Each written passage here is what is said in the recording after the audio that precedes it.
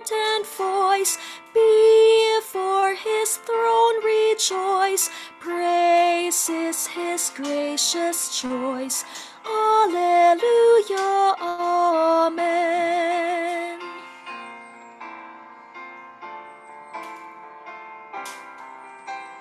Come, lift your hearts on high. Alleluia, amen. Let praises fill the sky. Alleluia, amen. He is our guide and friend.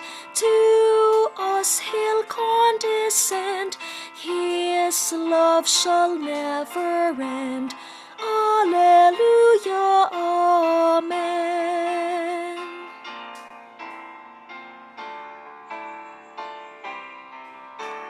Praise yet the Lord again.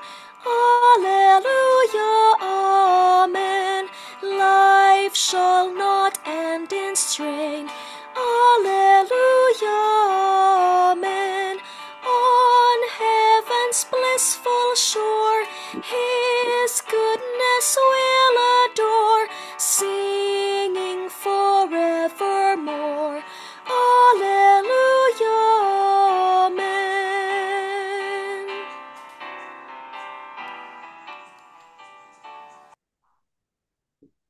The ruthless eagerness to make money shown by the traders featured in today's passage is clearly detestable. At the same time, it is a challenge for us to be single-minded in pursuing spiritual values. A reading from the book of the prophet Amos. Hear this, you who trample upon the needy and destroy the poor of the land. When will the new moon be over, you ask? That we may sell our grain in the Sabbath, that we may display the wheat? We will diminish the ephah, add the shekel, and fix our scales for cheating.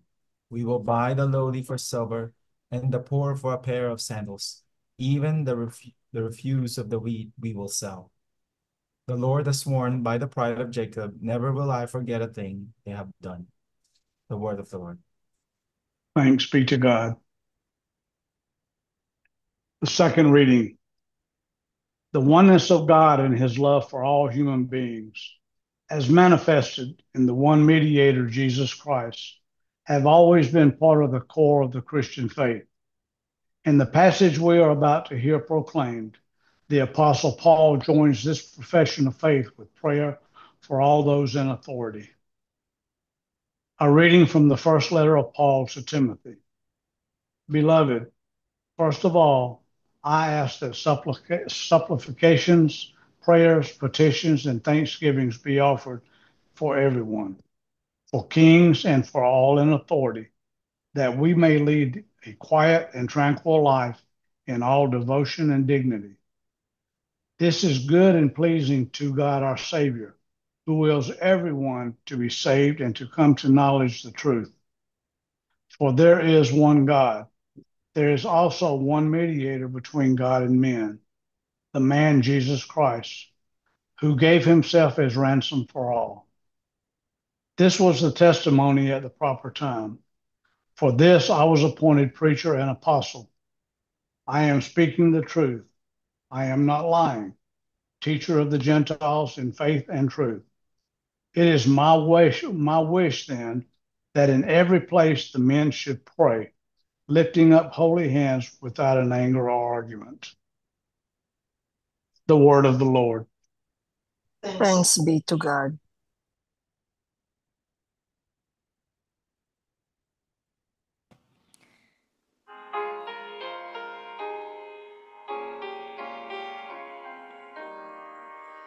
Alleluia, alleluia, alleluia, alleluia, alleluia,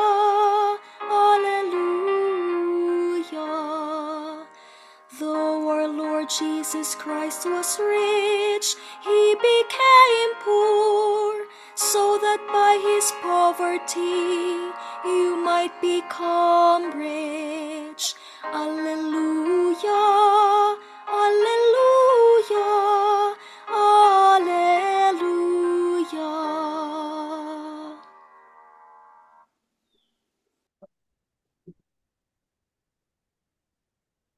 The Lord be with you. and with your spirit. A proclamation from the Holy Gospel according to Luke. Glory to you, O Lord. Glory to you, O Lord. Jesus said to his disciples, a rich man had a steward who was reported to him for squandering his property. He summoned him and said, "What is this I hear about you? Prepare a full account of your stewardship, because you can no longer be my steward." The steward said to himself, "What shall I do now that my master is taking the position of steward away from me? I am not strong enough to dig, and I am ashamed to beg. I know what I shall do, so that when I am removed from the stewardship, they may welcome me into their homes." He called in his master's debtors one by one. To the first he said, "How much do you owe my master?" He replied, 100 measures of olive oil." He said to him, "Here is your promissory note. Sit down and quickly write one for 50." Then to another the steward said, "And you, how much do you owe?" He replied, 100 cores of wheat." The steward said to him, "Here is your promissory note. Write one for 80." And the master commended that dishonest steward for acting prudently. For the children of this world are more prudent in dealing with their own generation than are the children of light. I tell you, make friends for yourselves with dishonest wealth, so that when it fails, it will be welcomed into eternal dwellings. The person who is trustworthy in very small matters is also trustworthy with great ones. And the person who is dishonest in very small matters is also dishonest in great ones. If therefore you are not trustworthy with dishonest wealth, who will trust you with true wealth? If you are not trustworthy with what belongs to another, who will give you what is yours? No servant can serve two masters. He will either hate one and love the other, or be devoted to one and despise the other. You cannot serve both God and Mammon. The Gospel of the Lord. Praise to you, O Lord Jesus Christ. So, brothers and sisters in the Lord, good evening to each one of you. And of course, good morning to those in the Philippines. Let me share to you my slide.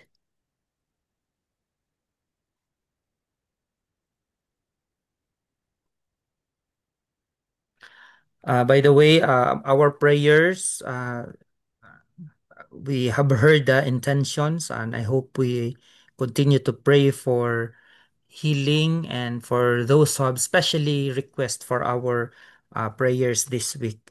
Also, our condolences to the family of Kuya Sani. I heard that your brother died, so we are praying for the eternal repose of Jerry. And of course, for all those who have, as I mentioned, we include in our, I hope we include in your prayers those who have been asking for special intentions. So, brothers and sisters in the Lord, we are now on the 25th Sunday in Ordinary Time. And the readings today invite us to, by the way, before I start, supposedly it's Father Benji, but earlier he requested me if I could take over because there was this emergency schedule. He was requested um, by the military to celebrate the mass. Then supposedly that was the initial schedule, but they again added the schedule for blessing. So he may not be able to make it for our sharing tonight. So I hope he can do it some other Sundays or Saturdays. So our readings this Sunday invite us to reflect on the place of wealth, prudence, and priorities in our lives. So they confront us with a simple yet challenging question. So we have these QOTDs, questions of the day. For you, what is your treasure? Then what is your heart? Okay. What is your treasure and what is your heart? In the first reading, we heard from the prophet Amos, who addresses a society enjoying a great economic prosperity in the northern kingdom of Israel. But prosperity in the northern, the prosperity that were enjoyed by the people had blinded them to justice and compassion. Businessmen couldn't wait for the Sabbath to end so they could return to cheating the poor, using dishonest scales, and exploiting the needy. I think this is a recurring, I would say, sin of generations to generations, because we are aware of what is going on now in our country. So, the Sabbath, which was meant to be a day of worship, of rest and worship, had become for them an inconvenience that interrupted their pursuit of profit. So that is why it just delays them in doing their business. So for them, Sabbath is just, an interruption of their pursuit for profit. So Amos denounces this corruption, exposing how greed corrodes both society and the soul. There was this homily by Cardinal Ambo. I do not know if you've read on that. No? And he coined the the etymology of the word corruption. It comes from two words, no? Cor, the heart, and there's another, the raptor, the other word, no? I forgot the very specific name, but it says it is the broken heart. When you do the when somebody is engaged in corruption, his heart becomes so broken that he no longer thinks of the welfare of others, but he's so immersed and by his own greed. So it corrodes both society and the soul. And this was also the message of Cardinal Advincula in his pastoral letters regarding the what is going on in the country, in the Philippines especially. Centuries later, Jesus takes up this very theme. In Luke's gospel, concern for the poor stands at the center of the ministry of Jesus. From the Magnificat of Mary, he has lifted up the lowly, filled the hungry with good things. To his inaugural sermon in Nazareth, when it says, "The Spirit of the Lord has anointed me to bring good news to the poor," Jesus consistently proclaims God's great reversal. And the values of the world are turned upside down. The poor are blessed, the hungry will be filled, those who weep will laugh, while the comfortable and self-satisfied are warned that their apparent security will not last. So, this great reversal is what today's gospel illustrates through one of the most puzzling parables of the Lord. And it is about the parable of the dishonest steward. So we know of the story. So I just grab this image, the images from the internet, but it's also good to be aware of what is going on, especially in our beloved country. So at first glance, it seems scandalous because a manager caught squandering his master's property acts cunningly by reducing the debts of his master's clients to secure future goodwill.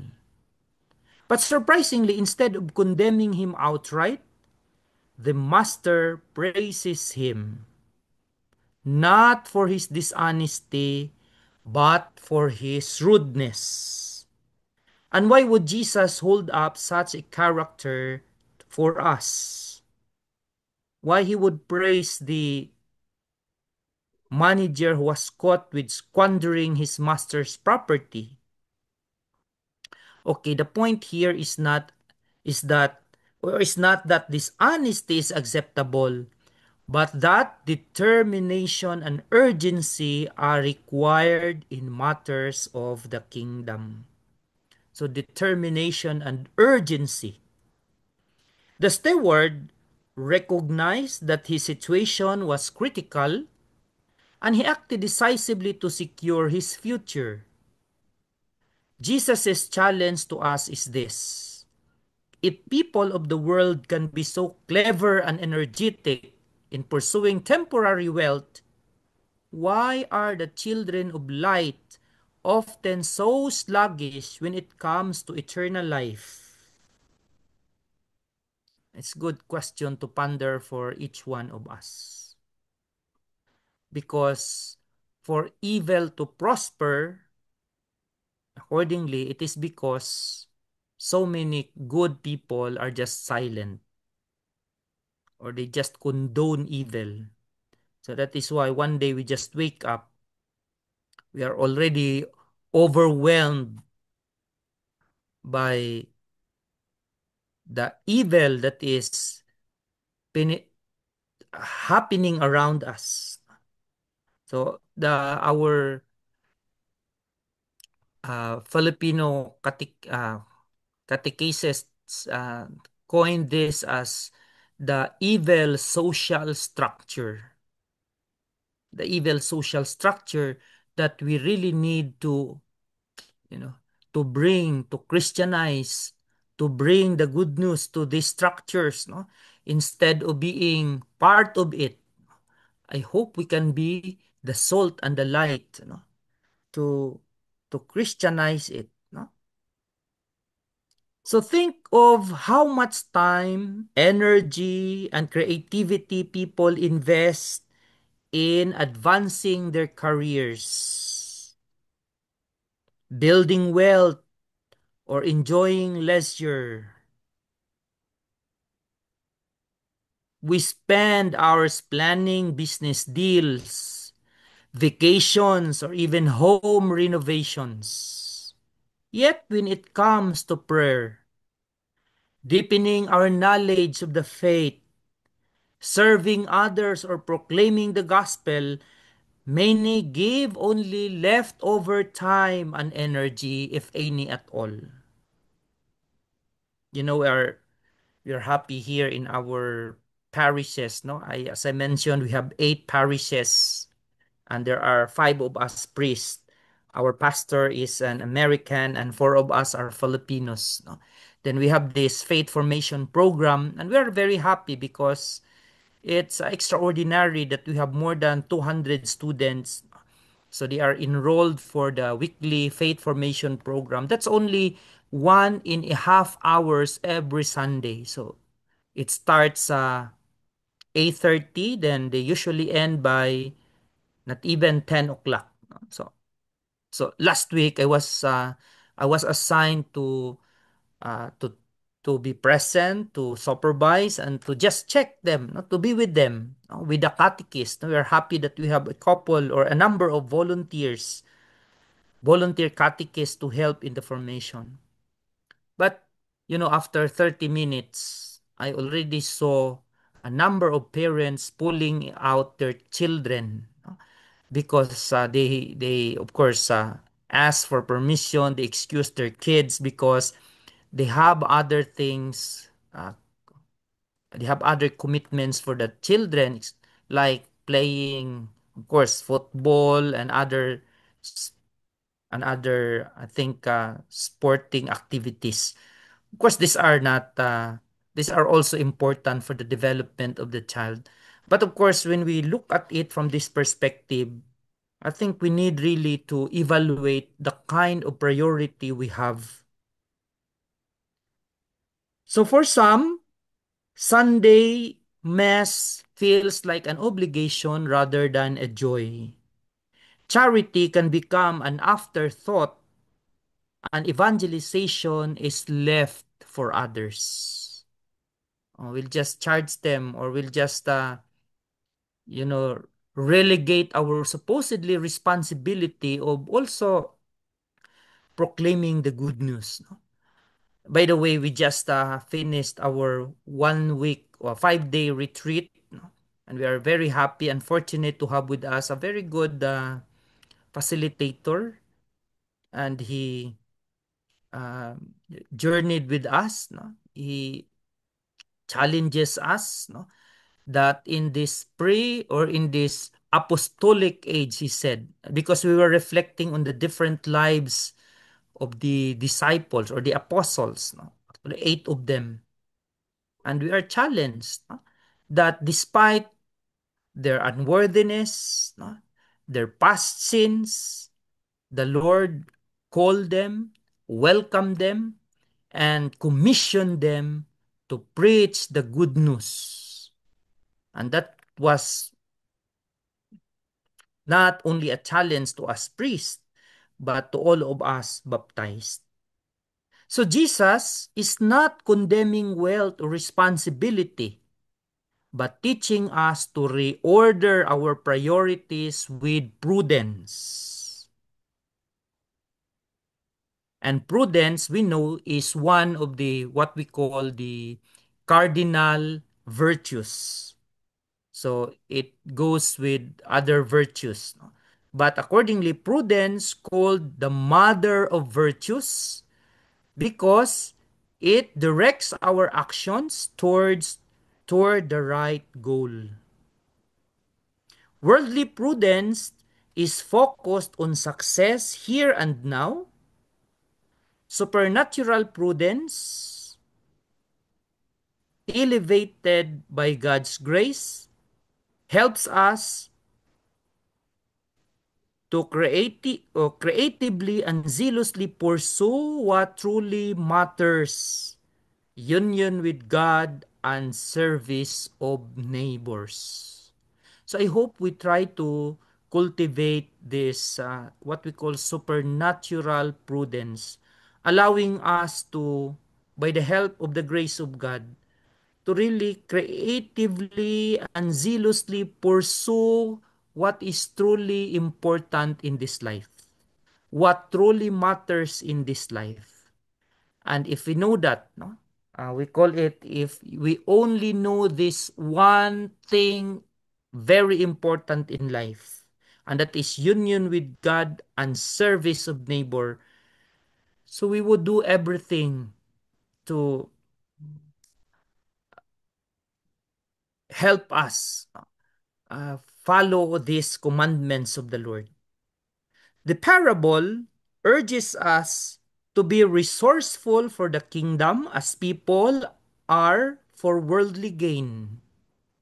If we can be so ingenious in preserving material security, can we not be equally creative in storing up treasure in heaven where no thief comes near or no moth destroys? So, my dear brothers and sisters, we know that we are stewards, not owners. So everything we have, our money, our talent, our time, is entrusted to us by God. And we know that one day, like the steward in the parable, we will be asked to give an account. So the question is not whether we made a fortune or left a legacy of wealth, but whether we used what was entrusted to us for the good of others and the glory of God. So this will be a very deep question It's important that we have an introspection of our own priorities in life. So whether what we are doing really is for the good of others or the glory of God or just for the good of the self.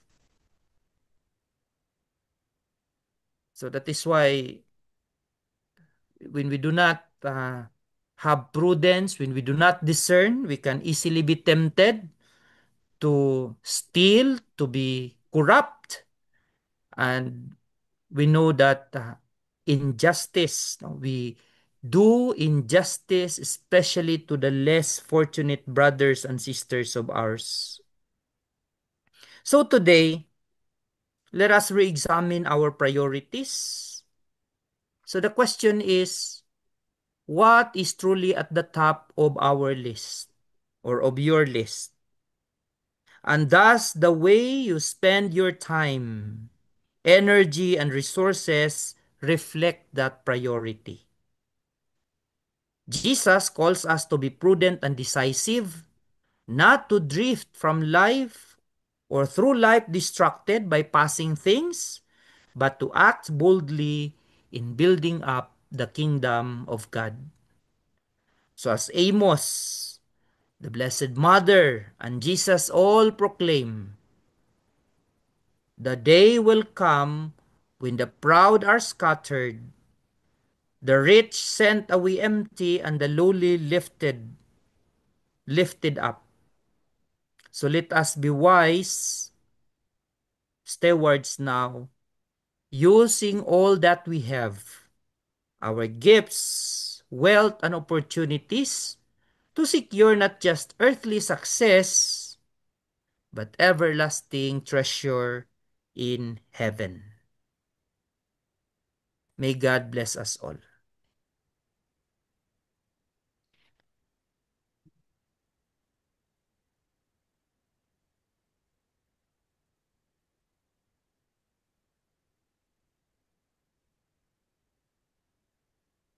Other time, I don't think we have Jackie from Australia. They have a fiesta gathering in Australia, so we don't have a reflection or recessional hymn. But from this point, I would like to thank you for your time. It was a short notice because Father Benji is not available. Thank you for the beautiful message for explaining us that we are not just stewards. We are not owners, but just stewards of our resources. And we have to set our priorities. At this point, we isolated some of the, if others have something to say, and I know Ping is always ready to say something. Ping, can you say Yeah, it's something and okay. thank Father from Yeah, Maryland, Ping from Maryland? thank you, Gyud. Daghan. Salamat, Padre. Um, yeah, to become a steward of God, it's really, it's a very big word for me. And but if I have to really discern about it tonight, kanagpan na ba? To become a steward for me is to be kind to mankind.